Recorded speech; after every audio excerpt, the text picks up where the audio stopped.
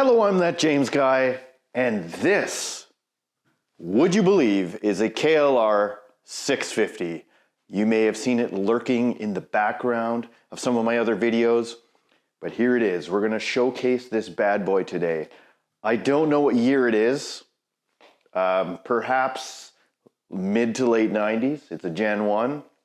You can see that it has this, well, it has a look to it. Here's the story. This is my buddy's bike. He rode it to work like 50 miles each way to work every single day. And one day it just died on him. Couldn't start it. I don't know if it wouldn't crank. Don't know the details, but he wound up replacing it with a V-Strom 650. This then got put in the shrubs, and it has sat in the shrubs ever since. I think like 4 years, 5 years, maybe more. I don't know the details. Anyway, don't know, it doesn't run, like it's dead, right? So anyway, I volunteered to perhaps get this thing running. Let's just go straight into the tour, shall we? We all know about KLR 650s. If you're watching this video, then you must, have some sort of an interest in KLRs. You know that I have a 2008 KLR 650. I am a massive, massive fan of these things. And so let's just take a quick look here.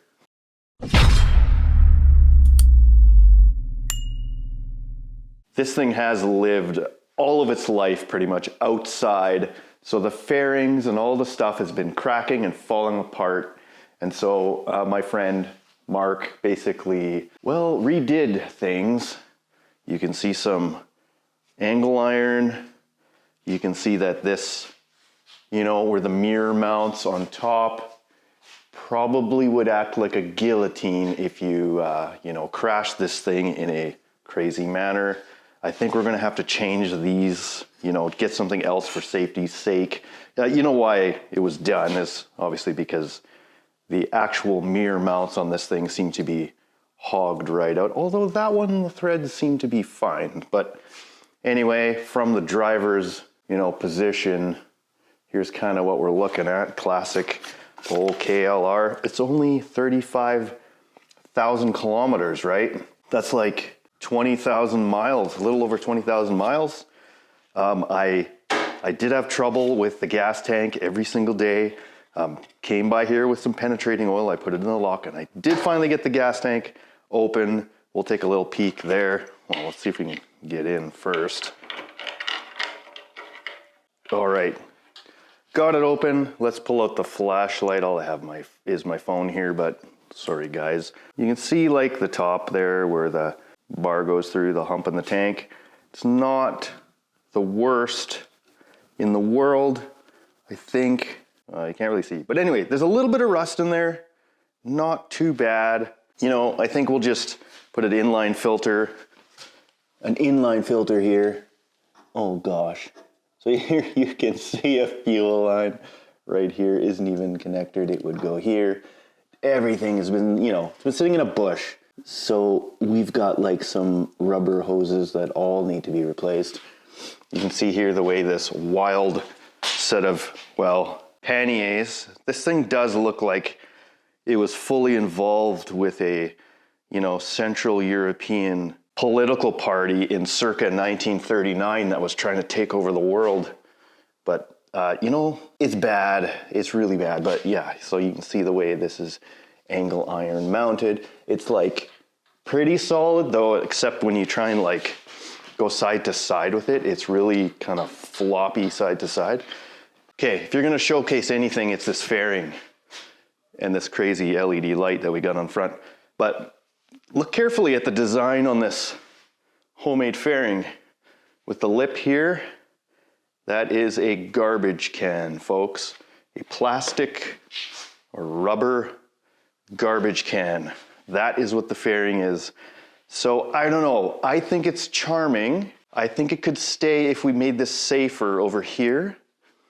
Also the back, the fender. So the fender was just falling apart on this thing. So original fenders kind of is over here. That would go on the back, like on mine. Well, mine's newer, it's a different style, but whatever. You can see it's pieces of garbage can with wicked zip tie stitching, kind of holding it together, right? And it's not really centered very well. See, there's a spacer for this pannier. Right, because of the muffler, you need to have a bit more space on this side. So that's why it's a little uneven from the back.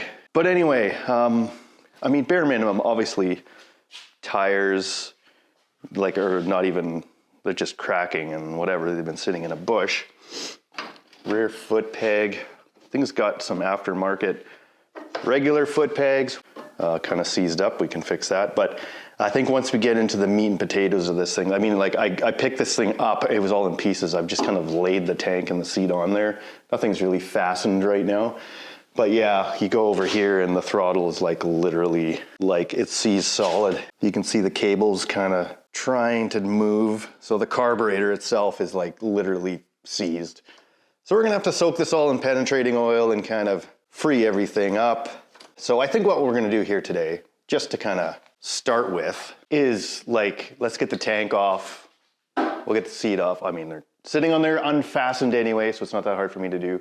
What we'll do is let's just see if this thing like cranks over. Not cranks over, I'm not expecting it to actually work that way. We'll put some power to the starter maybe, and we'll, like, I don't know, have a booster pack. Just see if this thing actually like flips over, has spark. I don't know, let's just do some preliminary things. And if it does roll over, then that means we're like pointed in the right direction, right? And we can then take the carburetor apart and probably unclog it and unseize it and all that kind of stuff. But anyway, I need a nickname as well. So yeah, this thing is, it looks like like I said, an evil political party from circa 1938. Let's call it the Kill LR. The Kill LR, is that okay? It doesn't have a very good ring to it, unfortunately, but yeah, let's call it the Kill LR. I don't know, I think that works. So anyway, let's get the tank off, the stuff off, and then we'll just kind of do some poking around. That's all we can do today. Well, that was easy. And then this guy, hooked on stuff. Random wires. Oh, we still have a battery hooked up to this thing. Well, it's maybe not hooked up. Yeah, I would venture a guess that that's not gonna work. Okay, well, let's get the booster pack. We may as well just go for it. Actually, let's pull the spark plug off. Oh, that's not good. You can see here what it looks like in the spark plug. Looks like a little bit of debris got in there from the bush. So,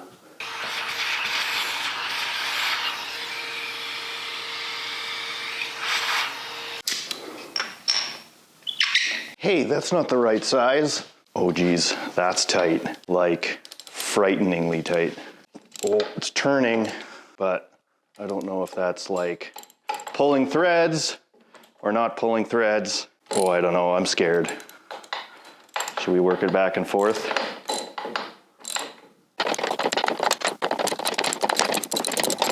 We're almost there. Oh, here we go. This is the mysterious part. Look at that, the threads don't even look too bad. All right, we got the booster pack hooked up here, ready to go. And nothing. Yeah, nothing. So, okay. Oh, that's because, okay, turn the booster pack on. Foth, Bush League. Still nothing. Still kind of nothing going on. So, this is the solenoid here. The starter solenoid. You can see this is the cable that goes to the positive side of the battery, and then this one goes to the starter. So let's just give it some juice. See what happens.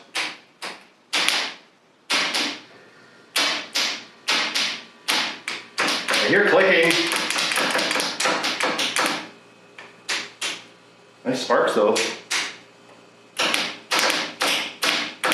Yeah, I'm just welding. Just welding now.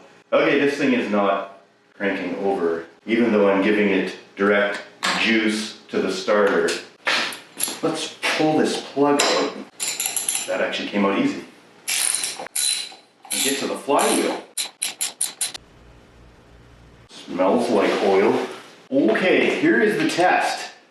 Will this thing turn over? Oh gosh. Okay, well that answers all our questions. This thing is seized, folks. Well, I'm definitely tightening a bolt. Well folks, this answers all these questions. This thing's been sitting in my garage for the last 3-4 months for no reason because it's seized. Do we really want to get into a seized KLR that's been sitting in the bush for the last 4 years? Put in the comments below what you think, but pretty much I think this would be a write-off. So I'm just going to finish this video with a beautiful montage of, you know, the KLR in all its glory, but it's going to be sent to the grave, unfortunately. So I guess on that happy note, cue the montage.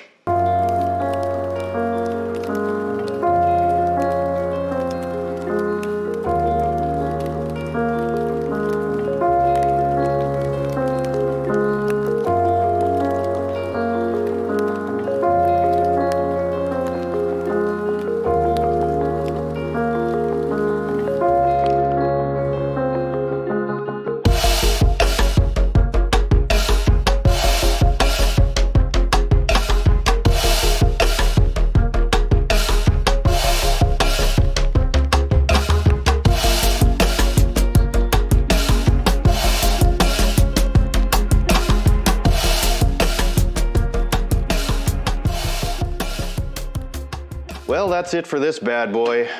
Off to the scrap heap. I hope you found this useful or at least mildly entertaining.